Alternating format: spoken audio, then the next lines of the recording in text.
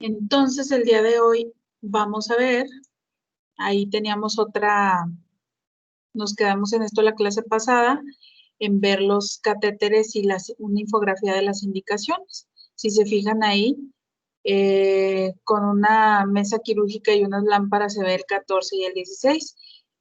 Aquí vemos que con cualquier catéter se puede hacer una transfusión, pero pues dependiendo del paciente y de acuerdo a las condiciones en las que nos encontremos, vamos a preferir un verde, un gris o un anaranjado. Ya si es un niño, pues trataremos de ponerle un azul o un rosa para una transfusión. Para sueros, cualquiera puede servir. Para niños y viejitos, el amarillo y el azul, etcétera.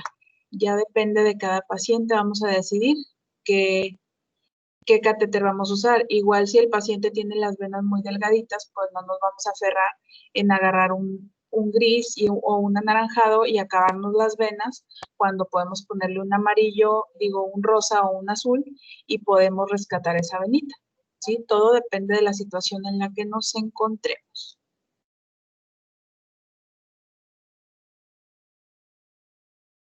Aquí tenemos otra infografía en la que nos menciona el tamaño y la velocidad de flujo. La vez pasada les enseñaba los catéteres. Depende mucho del fabricante, pero en términos generales es más o menos esta cantidad de líquidos por minuto. El anaranjado se supone que 1 litro de agua o de solución se puede pasar en menos de 4 minutos. Con el gris 180 mililitros por minuto, el verde 90 mililitros por minuto y ya los demás, cada uno de su velocidad de flujo. Les comentaba yo, varía mucho de fabricante a fabricante, varía mililitros, ¿sí? Pero básicamente lo que hemos visto es que, por ejemplo, sí puedes pasar 1 litro de solución. En un verde, más o menos en 12, 15 minutos pasas todo el litro de solución. Con el grande, con el anaranjado te tardas más o menos 4 minutos. Si es sangre, como la sangre está un poquito más viscosa, sí se tarda un poquito más. ¿Ok? Ok. Empezamos a ver acerca del procedimiento. Yo les comentaba que como todo procedimiento que se realiza dentro de un hospital, debes de tener un consentimiento informado, firmado por la letra y puño del paciente acerca de lo que se le va a hacer. Cuando entran a un hospital público, ustedes firman una hoja al ingresar en la que autorizas a la institución y a los médicos que ahí se encuentran para realizarte todo procedimiento que ellos determinen que necesitas. En medio institucional solamente se firma un papel y si se requiere una cirugía o algún procedimiento en donde se van a administrar medios de contraste o van a ser invasivos, se les da otra hoja a firmar. Pero en medio privado que está certificado, hospital certificado por el Consejo Nacional de Salud y por todas las instancias de calidad, para cada cosa que te van a hacer firmar una hoja de consentimiento, inclusive para ponerte un catéter cada 3 días. ¿Ok?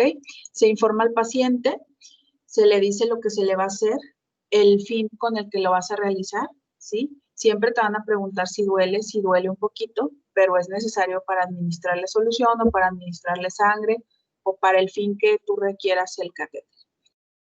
En segundo paso, colocarse la protección personal, guantes de exploración y cubreboca principalmente.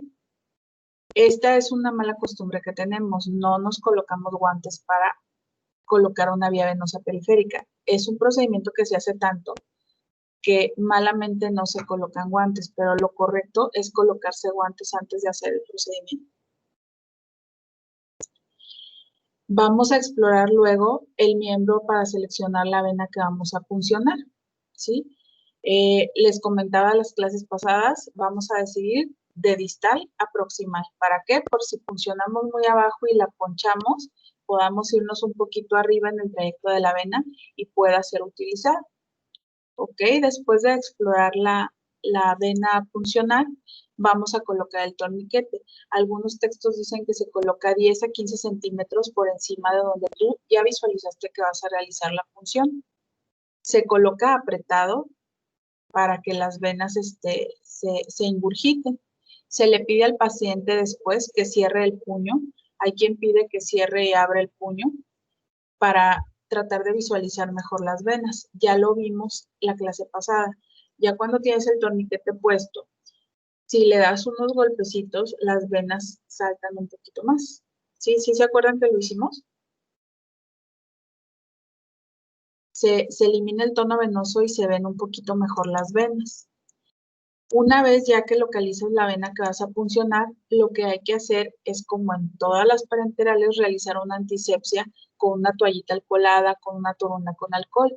Se prefiere hacerlo igual que en las clases pasadas que mencionamos, del centro a la periferia, siendo el centro el lugar donde tú visualices que vas a hacer la punción, ¿sí?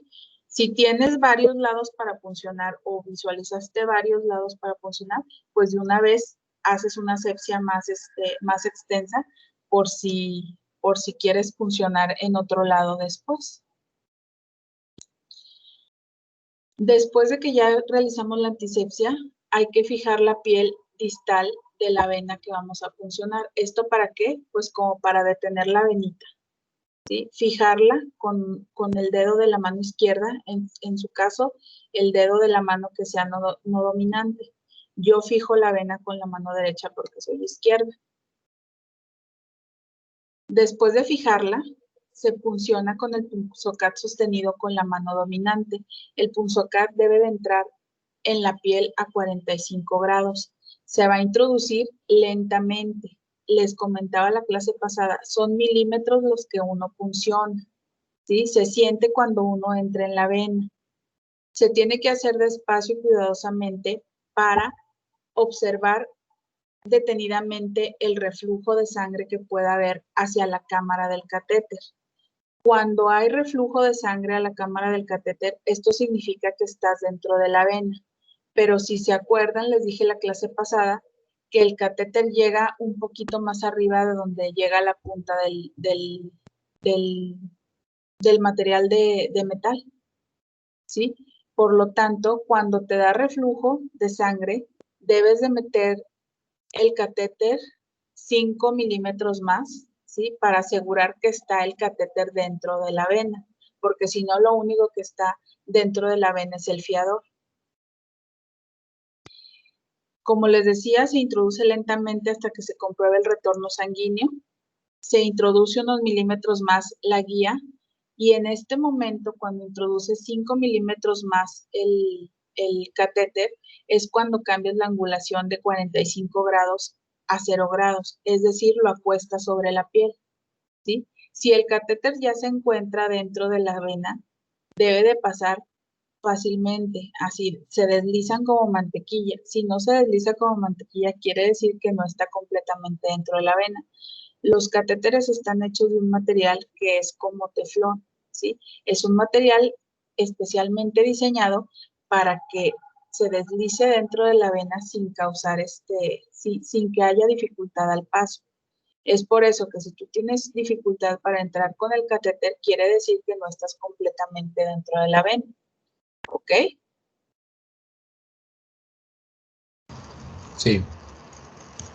Y por último, se quita el taponcito para ver si vuelve a haber reflujo. Ya cuando tienes todo el catéter dentro de la vena, se quita el taponcito para ver si hay reflujo. Si estás dentro de la vena, pues obviamente va a salir la sangre como llavecita, ¿verdad?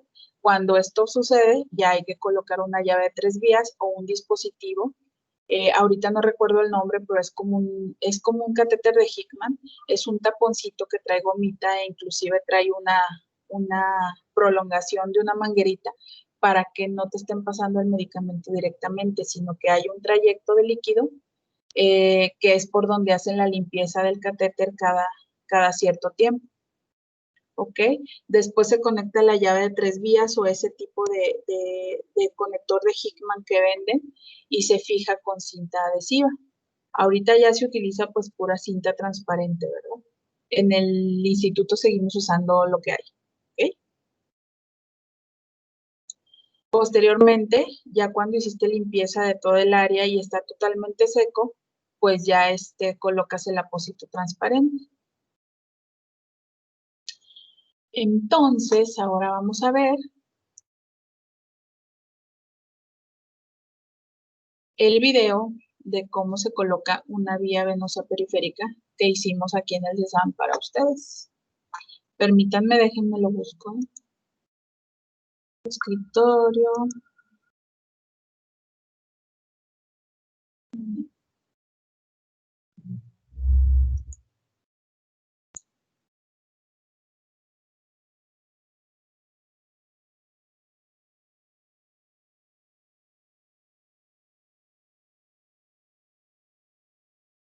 ¿Sí se ve, verdad? No se escucha, Sí. doctora, pero Está esté bien. trabadito, doctora. Sí, se está trabando. ¿No se escucha? No.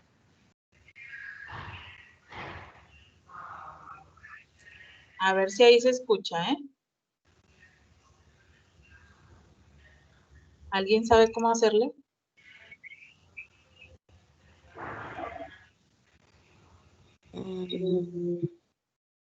No sé.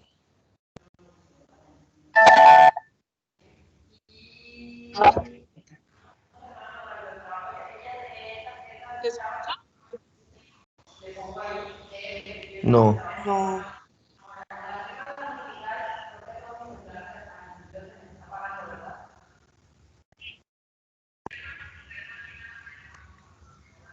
¿Se escuchaba? No, es que no se, o sea, se traba muchísimo. Sí, o sea, como que me quiere escuchar, pero está todo trabado. Se ve seguido. ¿O no escucho? ¿Pueden poner todo su micrófono en silencio, por favor?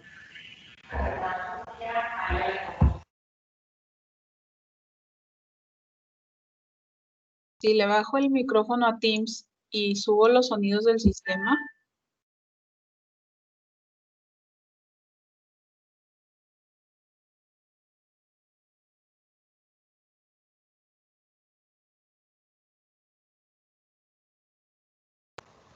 No, doctora, no se escucha. ¿ahí se escuchaba? No.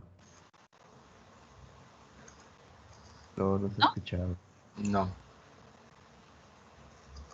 A ver, vamos a ver entonces cómo le hacemos. Doctora, en las configuraciones de Teams, Ajá. no,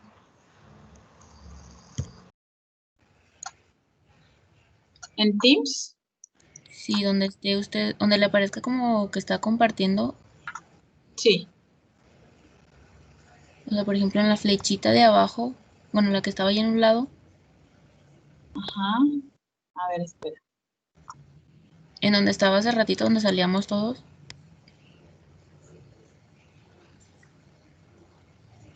¿Ahí se escucha? no, ¿No? no, A No, ver, ahora doctora. dime otra vez en cuál flechita. en la pantalla anterior donde salíamos nosotros, en la que se ve como oscura, Voy. o en la de, no, en la otra, En la otra. Estoy. en esa, Ya. En esa. en los tres puntitos ahí no le aparece una opción que diga compartir el audio, Compartir. No. Bien. Detalles de la reunión, configuración del dispositivo. en configuración no le aparece la opción. Dispositivos de audio y altavoces del equipo. Micrófono y altavoces del equipo. Altavoz.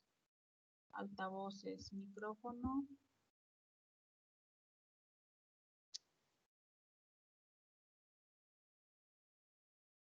No, no me aparece.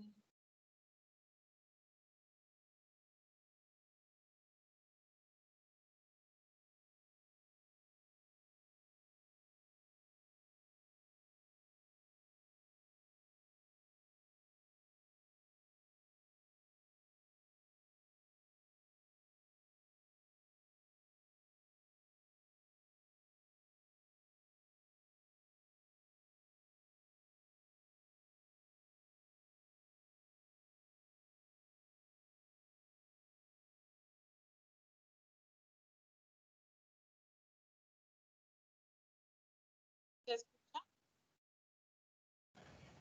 Bueno, dejo de compartir la pantalla.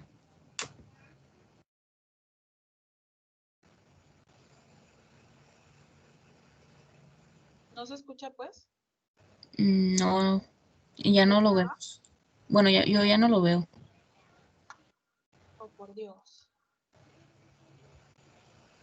Bueno, sigamos adelante. El video está cargado, ¿sí? ¿Alguien lo puede compartir a ver si se puede? A ver, voy a intentar.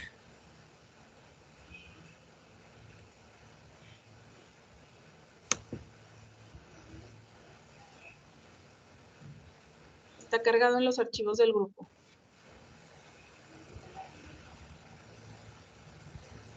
El video es pesado, puede que sí se trabe. Voy a intentar descargarlo y a ver si ahorita lo puedo proyectar desde la compu.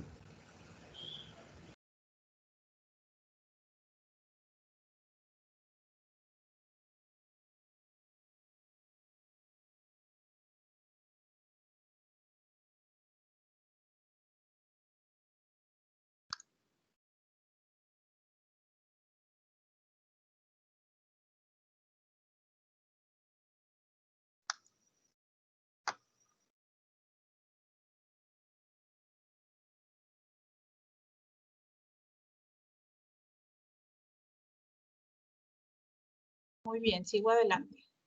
Ahorita me avisa si se puede, ¿sale? Sí, doctora.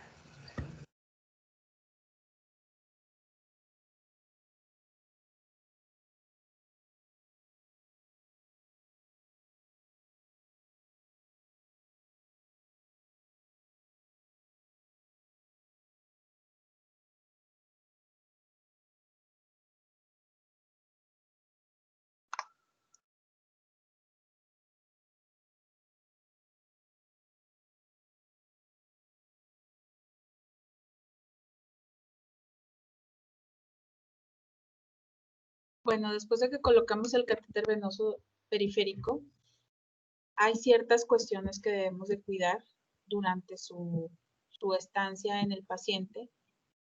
Todo esto con el fin de tratar de evitar una infección, ¿sí? El catéter se debe de evaluar en su sitio de colocación cada 24 horas con una búsqueda intencionada de datos o signos clínicos de flebitis. ¿Qué es flebitis? Pues es una inflamación de la vena. ¿Cómo se manifiesta? Con enrojecimiento, con hinchazón de la piel, con hinchazón de la vena, etc. Se tiene que fijar adecuadamente el catéter para evitar que éste se esté moviendo con los movimientos del paciente. Es por eso que preferimos que se coloque en lugares en donde el paciente no tiene flexión. ¿Ok? ¿Cómo se mantiene la permeabilidad de un catéter? Se mantiene permeable por medio de instilaciones de solución fisiológica, más o menos de 5 a 10 mililitros, que se administran a través del catéter o del dispositivo, el conector de Hickman, que les digo que consiste en una manguerita con una terminación en un taponcito de gomita para por ahí estarle pasando solución fisiológica cada 24 horas o después de cada vez que se administra un medicamento por ahí. El apósito transparente o la gasa que se coloca se debe de cambiar cada 48 o 72 horas. Inclusive se debe de cambiar cada vez que esté húmeda o que se encuentre sucio. Y siempre traen un sticker en el cual se apunta el día que se hace la punción o el día que se hizo el cambio del apósito. Se debe de hacer curación del sitio de inserción con solución antiséptica aproximadamente cada 3 días. El cambio de la vía venosa periférica debe de hacerse preferentemente cada 3 días con un máximo de cada 7 días. ¿Sí? De hecho, veíamos en diapositivas anteriores que lo más que se debe de tener un catéter es de 6 a 7 días.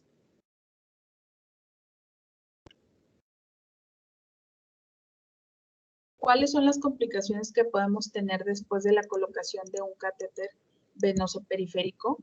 Pues las principales son la tromboflebitis, que se calcula se produce en hasta un 15% de los pacientes, extravasación de fluidos, lo cual también puede producir una tromboflebitis o una isquemia de tejido celular subcutáneo, y la aparición de hematomas o moretones. En cuanto a la flebitis puede ser de varios tipos. Puede ser mecánica o traumática, ocasionada por la punción con el fiador del catéter. Puede ser química o por infusión de sustancias. Puede ser química al extravasarse la sangre del vaso o por infusión de medicamentos. Y también puede ser infecciosa. Al cabo de varios días de colocado el catéter, puede producir datos de inflamación. Recordemos que siempre va a ser un catéter venoso periférico una vía de entrada de gérmenes, sobre todo si no se hizo con una técnica aséptica adecuada desde su colocación. Otras complicaciones menos frecuentes son el embolismo venoso, el embolismo aéreo, la bacteremia, el síndrome compartimental, que haya habido lesión arterial o lesión nerviosa, e inclusive les decía necrosis de tejido celular subcutáneo. Esto ocurre principalmente cuando se extravasan medicamentos muy irritantes con un pH muy elevado, ¿sí? Y que puedan causar necrosis de los tejidos superficiales. Esto ocurre muy seguido en las salas de quimioterapia, en las que las venas están tan delgaditas, ya tan frágiles, que se extravasa el medicamento y puede producir isquemia isquemia local o isquemia de tejidos superficiales. ¿Alguna duda hasta el momento? No. Entonces, No. ¿cuál es la principal No, doctora. complicación de una colocación de una vía venosa periférica? En Hematoma. manos no expertas, ¿cuáles creen que sea? ¿En qué? En manos no expertas.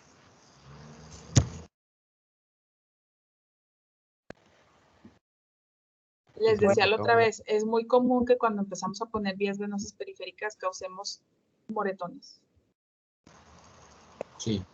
Sí, ¿Sí? hematoma. Entonces, la más común en manos no expertas, pues es el hematoma o la tromboflebitis, ¿verdad? ¿Sí? Ahora, ¿cómo vamos a valorar si el paciente tiene flebitis? Hay escalas para valorarlo. A ver, voy a ver los mensajes que me están mandando. ¿No se escucha? Ok. Entendido. Ya pudo descargar el video, Evelyn. ¿Nos lo puedes compartir, Evelyn? Sí, doctora. Nada más. Gracias.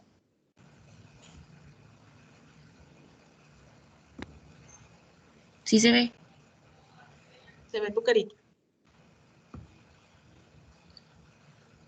Está como Ya se ve friseada. la de eso, pero. A ver, lo voy a poner, pero dejen desactivo mi audio. Me dicen si no se escucha. Ok.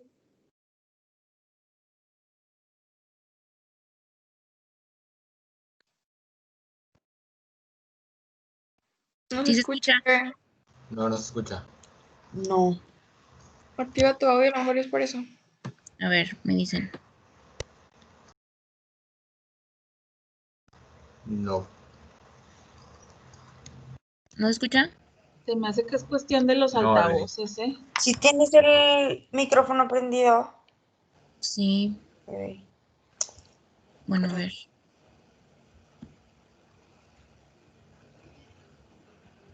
Mm,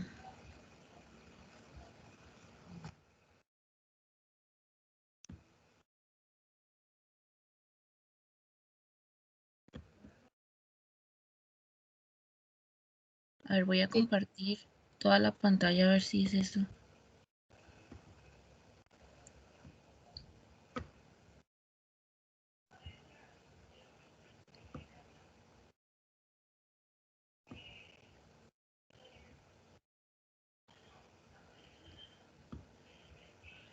Me dicen si no se escucha, ¿eh?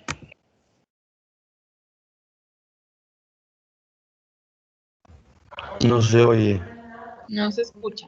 Bueno, yo lo voy a recitar. Ahí están Michelle y Gaby diciendo que son del Centro de Simulación y Adiestramiento Médico del CESAM. ¿La compartes, por favor? Les voy a encargar que cada quien lo vea ahí en su casa para que escuchen lo que dicen ellas. Más o menos lo voy a ir platicando. ¿Sale, Evelyn? Compártelo, Evelyn, y la doctora lo va a ir platicando.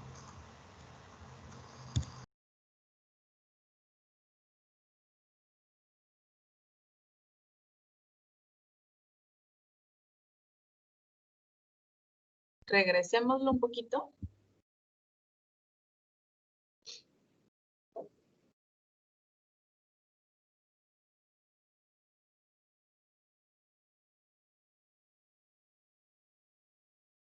Nos dicen que son del Centro de Simulación y Adiestramiento Médico, que van a tener la práctica de canalización venosa periférica. Nos dice Michelle para qué se usa la vía venosa periférica, para administrar sueros, para administrar sangre, para administrar medicamentos, etc. Ok, a continuación nos dice el material que va a utilizar. El RPBI, el contenedor RPBI, alcohol o torundas alcoholadas, ahí tiene el torniquete, par de guantes, gasas, catéteres de todos los tamaños.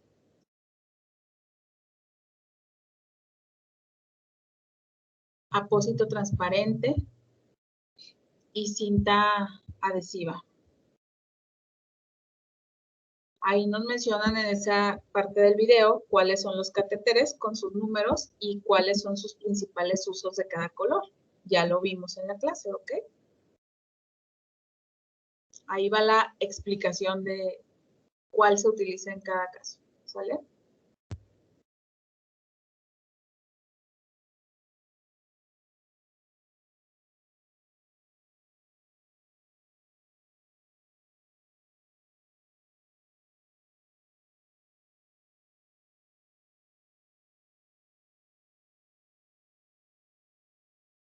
No se desesperen, es la explicación de cada color de catéter.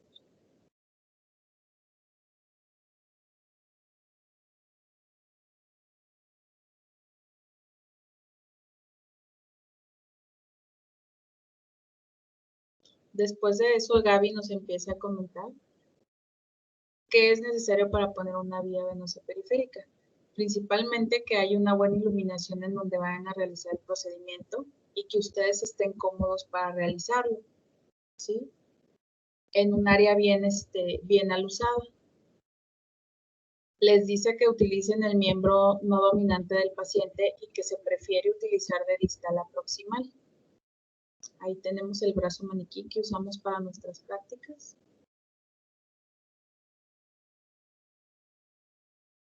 Empieza después a colocar el torniquete.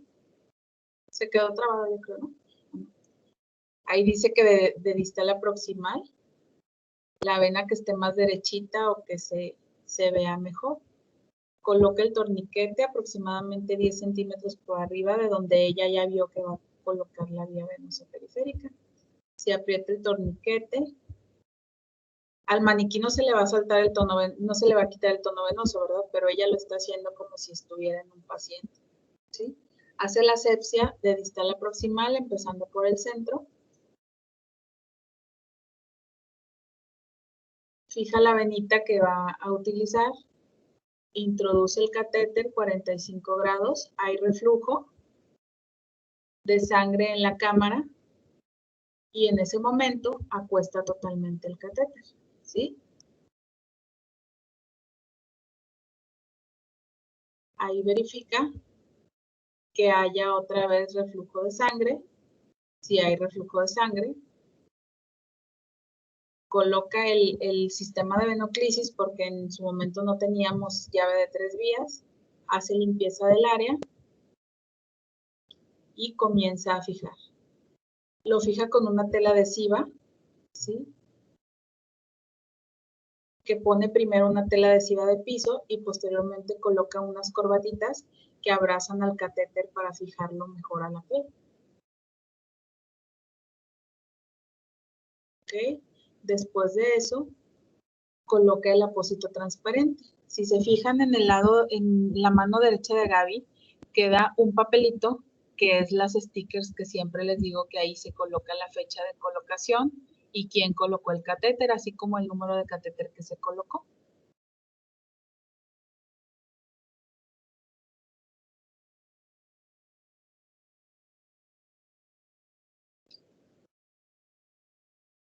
Ahí empiezan a comentar acerca de las complicaciones que puede haber y las cuestiones de mantenimiento y seguridad de un catéter, que no debe durar más de 6 días, que se debe de revisar cada 24 horas, que se debe de permeabilizar con solución salina cada 24 horas, ¿sí?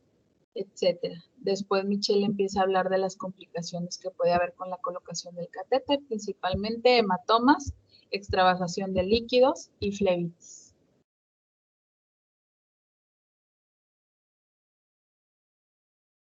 Este video lo vemos antes de la práctica para recordarles en ese momento.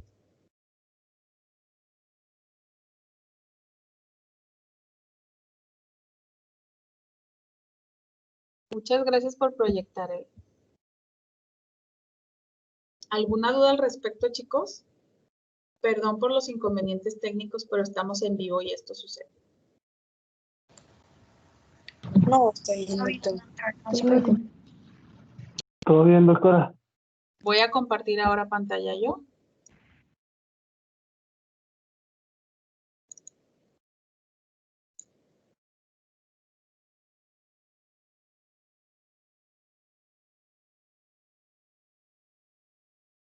Les comentaba sobre la valoración de la flebitis. Esto generalmente lo hace enfermería, pero uno si colocó la vía venosa periférica debe de estar al pendiente de no haber causado flebitis por punción y de vigilar las vías que ponemos en el transcurso de lo que el paciente queda internado en el hospital.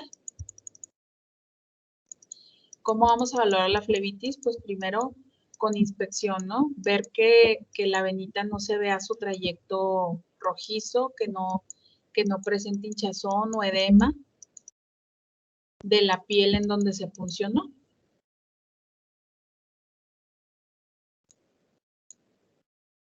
Ahí vemos una imagen cómo se ve ya los alrededores de la venita donde puncionaron, se ven enrojecidos.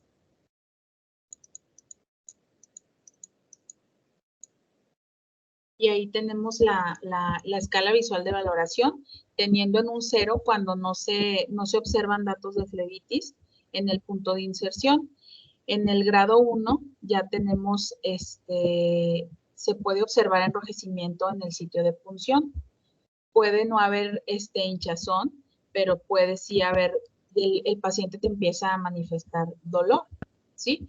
En este grado, pues simplemente hay que seguir observando el catéter mientras esté funcional y no tenga mucho enrojecimiento, se puede seguir utilizando. Ya en un grado 2, cuando ya hay una flebitis visible, lo indicado es retirar el catéter, ¿sí? En este punto ya hay dolor con eritema y puede haber hinchazón en la zona de punción. Si se fijan del grado 2 al grado 5, donde ya se observa una tromboflebitis, pues lo que está indicado es retirar el catéter e irte a otro punto a puncionar al paciente. ¿Ok?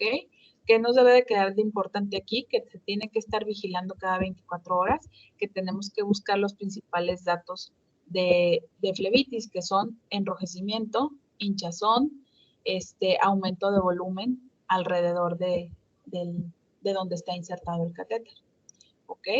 Ahora vamos a hablar de otro tema importante a la hora de tener una punción venosa periférica, a la hora de hacer una punción venosa periférica.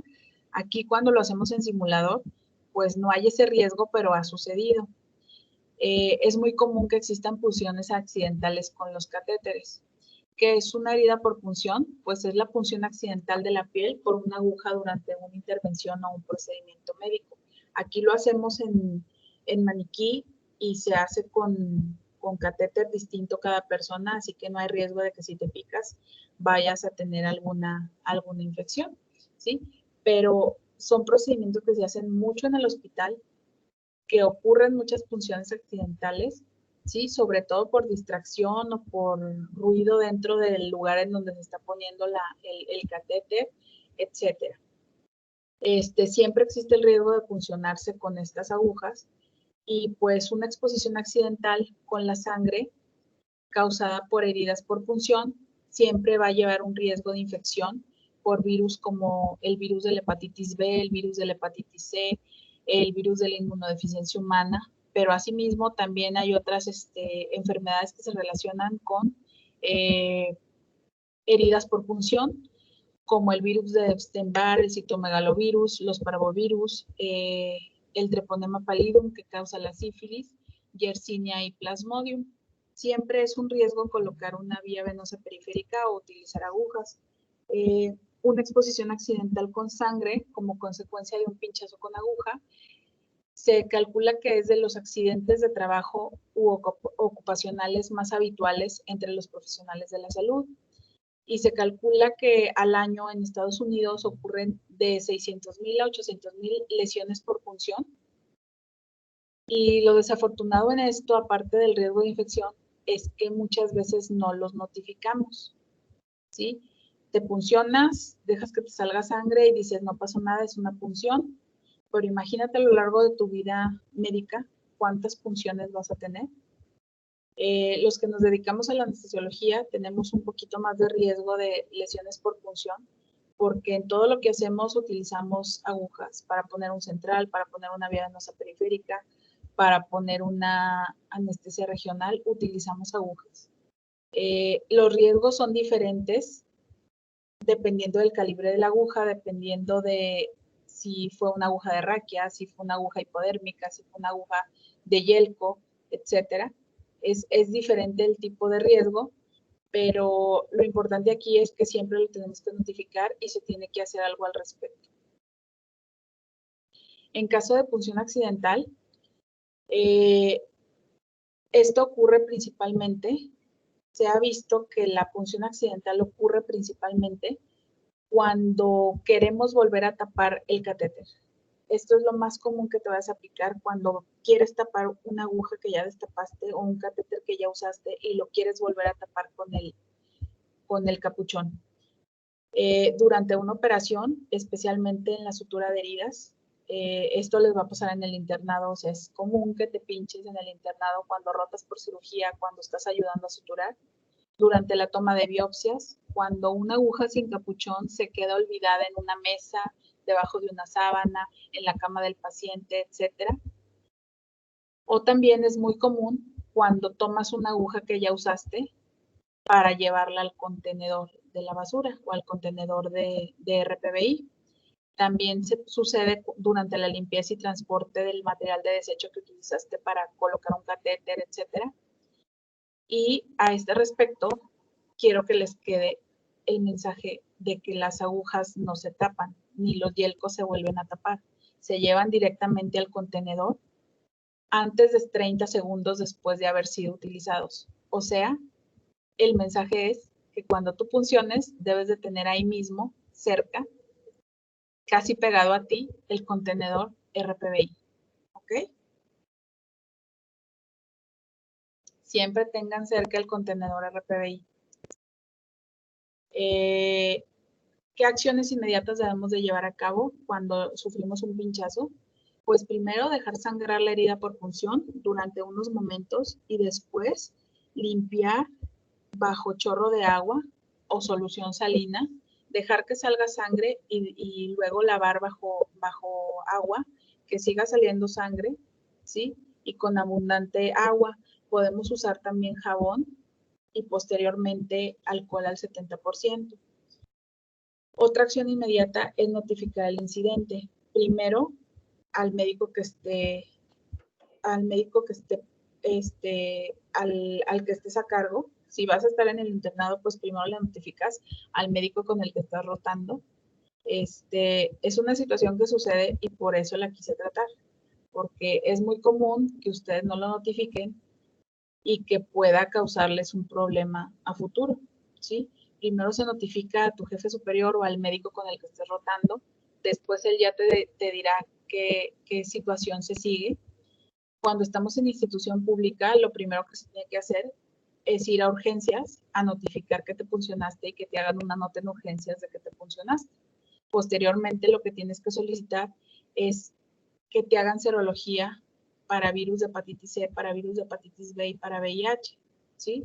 Después de que solicitas esto, hay que ir a seguridad en el trabajo, ¿sí?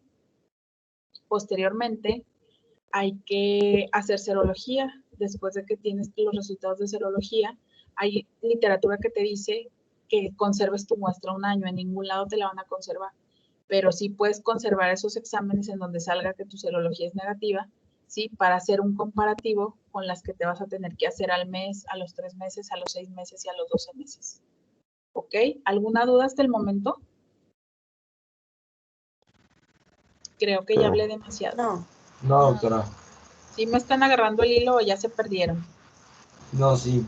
No sé. Les comento No, esto no. porque el año pasado, en diciembre, cuando yo era residente 1 de anestesiología, me puncioné con una aguja subaracnoidea. Realmente, o sea, yo tenía como 20 días de haber entrado a la residencia y yo así, y me piqué y ahora, y si el señor tiene SIDA, y si el señor tiene esto, si el señor tiene el otro, igual a menos que estés en un hospital sumamente certificado, al paciente para cualquier cirugía solo le piden biometría hemática y tiempos de coagulación. Es bien difícil que a un paciente le pidan VIH, VHB, VHC cuando debería de ser lo normal, lo adecuado, ¿sí? Al menos en el instituto solo le piden VHB, VHC y VIH a los pacientes que van a ser sometidos a endoscopías, a los pacientes en los que se van a operar del corazón, de neurocirugía o cirugías en las que se les va a colocar alguna prótesis. Pero pacientes para hernias, apéndices, etcétera, no les piden serología para estos virus. Esto es lo que se tiene que hacer cuando tú te pinchas, o sea, notificar que te manden a urgencias para que te hagan una nota con una descripción de la herida que traes, así de sencillo, una descripción de la herida y cómo sucedieron los hechos. Hay lugares en donde te piden 2 testigos de que te testifiquen nada más qué fue lo que pasó, que te pinchaste, que estabas suturando y te pinchaste, con tal aguja de tal calibre en tal cirugía. Sí, eso es lo que se coloca en la nota. Tienes que pedir un consentimiento informado al paciente con el que te picaste, con el que te picaste, si pedirle un consentimiento informado para tomarle serología. Si el paciente no accede, sí tienes que ir a seguridad en el trabajo para que seguridad en el trabajo se encargue de convencerlo, porque si hay gente que te dice, ah, chis, ¿y por qué? Les comentaba, en el R1 a mí me sucedió, pues yo con la pena y todo al señor lo estaba anestesiando y le dije, señor, ¿sabe qué? Ahorita que lo acabé de anestesiar le tengo que tomar una prueba porque, ¿qué cree? Fíjese que me piqué al estar tratando de ponerle la anestesia, ya cambié de aguja, ahorita lo anestesio y ya después le voy a sacar una muestra para ver que todo esté bien, por su seguridad y por la mía, porque yo me pinché y yo no sé si usted tenga algún tipo de enfermedad, que esperemos si no, y ya le tomas el consentimiento informado para que tú le saques la serología. Aquí hay que hacer énfasis en que toda prueba de VIH o de VHB y VHC tienen que estar consentidas por el paciente. Es contra la ley tomar unas pruebas de este tipo si el paciente no te lo acepta, ¿ok? Entonces, tomas la prueba del paciente y ya lo mandas a serología también. ¿Para qué te sirve esto? Pues para que tú basalmente tengas un comprobante de que el paciente estaba sano y ya puedas ir viendo tú tus riesgos de infección, ¿verdad? Como les decía, si te puncionaste, lavarse con agua abundantemente, con la mano hacia abajo, tratando de extraer toda la sangre posible y explicar al paciente lo que sucedió, tomar muestra tuya y tuya del paciente para serología previo consentimiento. ¿Ok? El riesgo de infección con un paciente con VIH positivo es aproximadamente del 0.3%. Con paciente con virus de hepatitis C positivo es aproximadamente del 3 al 10% y con un paciente positivo para virus de hepatitis B es desde el 5 hasta el 40%.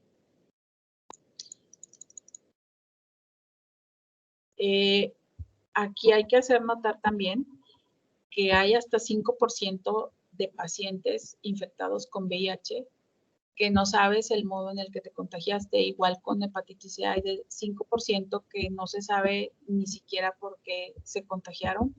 Se cree todavía que puede haber un riesgo de infección por contacto directo, inclusive por contacto con la piel. Es por eso lo importante, más que funcionarse, siempre tratar a todo paciente con la cautela de que puede estar infectado de algo. Por eso siempre se debe de usar guantes. ¿Ok? Si tienes posibilidad, o sea, si te funcionaste con un paciente con alta sospecha o positividad para VIH, tienes que ir a seguridad en el trabajo, y en seguridad en el trabajo, de acuerdo a la exposición, ellos califican la exposición con la punción. Como les decía, no es lo mismo si te puncionaste con una aguja de raquia o con una hipodérmica, con una aguja de electromiografía, con una TUGI para anestesia, etcétera. Y ellos deciden si tienes que iniciar inmediatamente esquema triple por 4 semanas. Esquema triple antirretroviral. Esto es solamente si el paciente tiene una serología positiva o alto riesgo por factores de riesgo de VIH. ¿Ok? Ahí puse unos medicamentos para el triple esquema. La realidad es que se utiliza lo que hay en cada institución. Este es el esquema que utilizan en Salvador Subirán. Aquí en el seguro utilizan la mibudina, y en vez de raltegravir utilizan simubidina, el que le llaman SIM, pues. Profilaxis posexposición a punción con un paciente con VHC positivo, pues no existe. Ahí sí ya te tienes que hacer las serologías para ver si no hubo algún problema durante el primer año. Y en pacientes con VHB está recomendado aplicación de inmunoglobulina y la colocación de la vacuna en 2 dosis si es que no estás vacunado. También aquí tengo que hacer el énfasis en que pues ya somos personal de salud. Por el simple hecho de estar estudiando medicina y tener contacto con pacientes, somos considerados personal de salud, y por lo tanto debemos de tener las vacunas. Chicos, ¿tienen sus vacunas? Yo no. Ahorita todavía no empezamos a ver pacientes, o están en un grado en el que todavía no van a clínicas, pero desde el simple hecho de estar viendo pacientes, tocando pacientes, ustedes tienen que pensar en eso, en la vacunación. O sea, créanme que nadie los va a cuidar mejor que ustedes mismos. ¿Ok? Ok. ¿Dudas hasta el momento? No. No, doctora. Lo siento por haber hablado mucho y haber perdido mucho tiempo hoy con esto del videíto. Pero el video está cargado, lo pueden ver el día que quieran, ¿sí? Para que escuchen a Gaby ya, hasta por repaso, chicos, ¿sale? Les comenté todo esto de la punción porque les digo, yo me puncioné cuando era R1 y hace un año me puncioné. Ahorita estoy con el seguimiento de la punción. Afortunadamente el señor también es negativo, no tuve que tener tratamiento antirretroviral, pero sí tengo que llevar el seguimiento cada 3 meses de serologías, ¿sí? Fue de lo más tonto lo que me sucedió. O sea, yo iba a dejar el catéter, le acababa de poner un catéter 18, era una cirugía de columna, ya estaba dormido el señor, le acabé de poner el catéter, y llevaba yo el catéter hacia el RPBI. Las salas de quirófano ahí en el hospital son muy grandes, y ciertamente en los hospitales privados el RPBI viene pegado al carrito de cosas que tú llevas para funcionar o para poner una sonda o lo que sea. El RPBI está pegado al carrito. Aquí no, aquí los RPBIs están colocados en la ruta RPBI, que generalmente es en la puerta de cada sala, y están ahí en el piso. O sea, yo tuve que caminar por lo menos 3 metros para tirar el catéter. En eso de que voy caminando, se me cayó el catéter y se me enterró en la mano. Y exactamente cayó adentro de una vena de mi mano. O sea, sí fue así de que si me quiero sacar la lotería, ahí hubiera sido el momento. Ahí riesgo de trabajo te lo califica. O sea, sí fue una punción con un catéter ya usado, un catéter que traía sangre en su interior y que cayó dentro del vaso sanguíneo. O sea, es más riesgo. Ellos te lo califican así, si es punción seca, si te salió sangre, si no te salió sangre, si había contacto con la sangre del paciente. Sí me lo catalogaron como riesgo de trabajo. Cualquier de aquí en adelante, si yo presento alguna de estas 3 infecciones, me lo van a valer como riesgo de trabajo, que ojalá y no. Prefiero trabajar toda mi vida a tener una enfermedad ocupacional como estas. ¿Ok? Lo siento por hablar mucho. No, doctora. Pero sé que algún día alguno de ustedes, Dios no lo quiera, se va a funcionar estando en el internado. Y realmente es increíble que nadie en la institución te sabe decir qué hacer. Si alguna vez les pasa, yo espero seguir aquí. Si no me buscan y yo les digo cómo hacer todo. En este año, desde que a mí me pasó, o sea, todo el mundo decía, no lo reportes, ¿eso qué? Te has explicado como 1000 veces. No, seguramente. Y yo decía, no, es que fue un yelpo, es una aguja más grande, es contacto sangre-sangre, es algo contaminado y no, o sea, no pasó nada con la aguja de raquia hace 12 años. Pero esta vez, o sea, es sangre con sangre y a mí me salió sangre como que me funciona en la vena. Y y es impresionante cómo nadie sabía qué hacer. Digo, no puedo creer que sea la única tonta que me haya picado en mi vida, o sea. Y no, nadie sabía qué hacer, nadie sabía a dónde dirigirte. En la tarde no hay medicina del trabajo y es otro problema. Y dije, no, es que nadie lo haga no quiere decir que yo no lo vaya a hacer. O sea, sí fue un accidente y real que fue un accidente. Ese día tuve que perder mi día de trabajo porque pues ya me había pasado y tenía que ir a formarme a la 16 a que me valoraran el riesgo de trabajo.